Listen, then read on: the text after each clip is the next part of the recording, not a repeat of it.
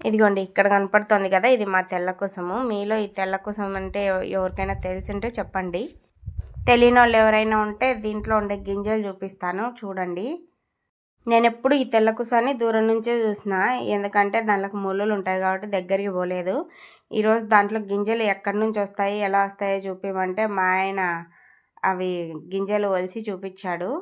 ఈ పూలు ఫస్ట్ పసుపు రంగులో ఉంటాయి, తర్వాత వాడిపోయిన తర్వాత ఇట్లా ఎర్ర రంగులోకి మారిపోతాయి. తర్వాత ఒట్టిపై కాయల్లాగా ఏర్పడతాయి. ఆ కాయల్లో నుంచి గింజలు లోపల ఉంటాయన్నమాట. ఒలిచి చూపిస్తున్నాడు చూడండి మా ఆయన. అవి పీకుతంటే రావట్లే, కుచ్చుకుంటున్నాయి ముళ్ళులు. ఎన్ని ముళ్ళులు ఉన్నాయో చూడు. లోపల తెల్లగా కనపడుతున్నాయి కదా, ఆ గింజలే తెల్ల కుసాలంటే. ఇవి కూడా నల్ల కుసాలు మాడదే ఉంటాయి, కాకపోతే ఇవి తెల్లగా ఉంటాయి, అవి నల్లగా ఉంటాయి. ఇవి చేదుంటాయి, అవి కొంచెం తినడానికి వస్తాయి. ఇవి తినడానికి కుదరదు. ఇగో గింజలు చూసారా, ఇట్లుంటాయి అన్నమాట.